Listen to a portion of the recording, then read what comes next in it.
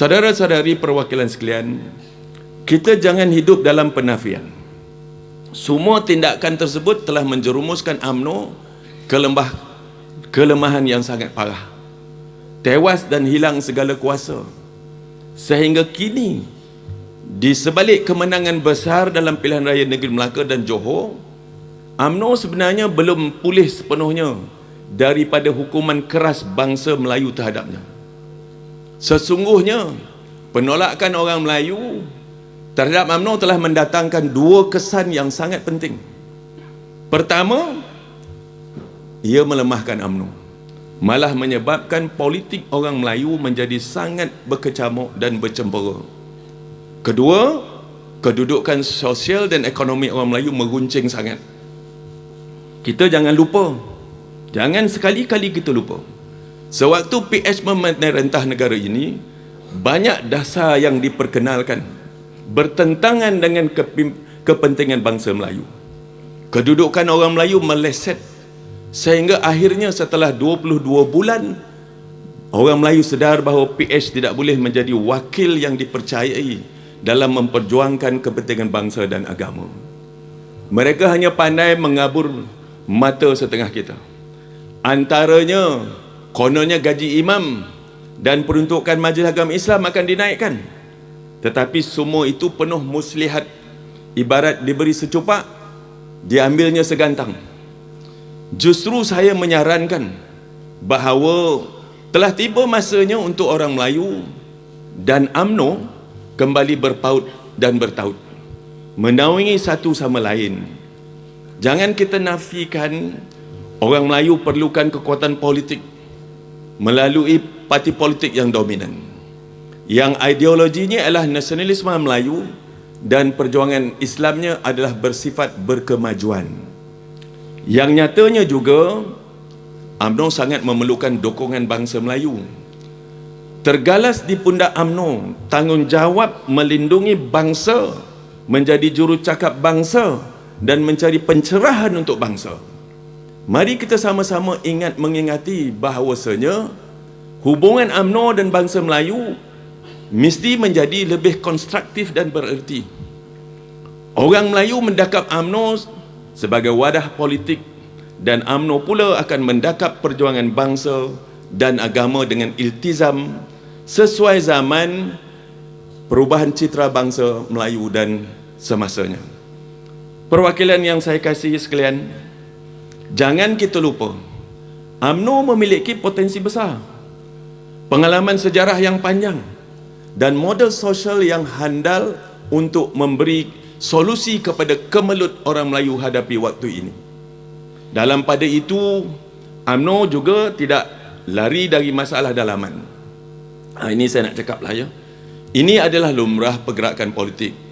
Sedangkan lidah lagikan tergigit, ini kan pula pergerakan politik dengan jutaan dukungan ahli. Jadi tergigit sikit tu tak apalah ya. Janganlah kita kesah sangat. Namun ia tidak boleh dibiarkan. Jika tidak, ia akan menyekat UMNO dari menjelmakan potensi besar yang dimilikinya untuk menjadi suara politik sebenar bangsa Melayu. Malangnya bukan kita yang tak tahu.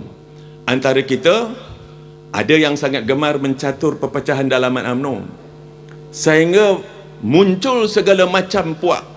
Kluster itu, kem ini. Semua ini datangnya daripada dalam UMNO jugalah. Ya. Sama-samalah kita akui dengan jujur, saudara-saudara sekalian, kekuatan politik kita juga tidaklah begitu kuat. Kita sekadar mempunyai Perdana Menteri dari UMNO, tetapi bukan kerajaan UMNO. Ya. Bolehkah kita banggakan kedudukan ini? UMNO pada masa ini hanya menguasai 17% kerusi di Dewan Parlimen. Betapa melesetnya kedudukan dan pengaruh UMNO dengan memiliki peratusan terendah dalam sejarah demokrasi Malaysia. Sekali lagi kita jangan nafikan, kita juga terpaksa mengurus negara melalui persepahaman dengan pembangkang. Ini merupakan suatu yang tak pernah terlintas dalam sanubari kita, sehingga menimbulkan kekeliruan. Orang tanya kita, UMNO ini sedang memerintah ataupun diperintah? Rakyat beranggapan UMNO ini berkuasa atas ihsan belas orang. bukan kekuatan dan keupayaan sendiri. Memang berdesing telinga kita. Saya berdesing-desing telinga kita. Malangnya semua itu benar. Sehingga kita sendiri tersepit. Nak didiamkan kadang-kadang orang kata kita bendul. Nak dimarahkan sudah perkara betul. Jadi tolan je lah. Ya? Sorry lah, telan sajalah. Ya? Tolannya. I'm sorry to say, dengan izin prestasi kita dalam kerajaan tidak menunjukkan keyakinan yang diharapkan.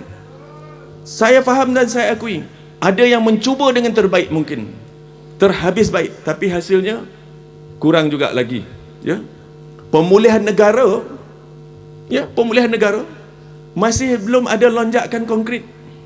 Pembukaan sepadan negara pula baru saja nak dibuka, Datuk Seri, baru nak buka. Prestasi ekonomi terus suram, kesempitan masyarakat tidak berkurangan, sistem pendidikan masih belum mencapai tahap sepatutnya, malah keterlihatan negara di pentas global seperti lenyap sama sekali. Itulah dia kedudukan sebenar UMNO dan prestasi kerajaan waktu ini. Bagaimanalah UMNO nak dapat menjadi wakil yang berkesan kepada Melayu jika sebeginilah kedudukan dan prestasi kita dalam kerajaan? Para perwakilan yang saya hormati sekalian, rumusan dari semua ini ialah UMNO mesti menerokai jalan keluar.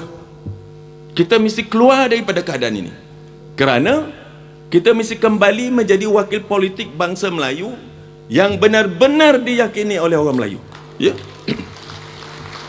Yang dicari dan didambakan setiap masa, yang tanpa UMNO pencerahan bangsa itu tergendala dan hilang hala. Untuk ini, UMNO mesti menjadi ketumbukan politik terkuat Melayu, bukan sekadar parti terbesar. Tak guna ada sorakan lebih 3 juta ahli tetapi dengan hanya 17% perwakilan di parlimen.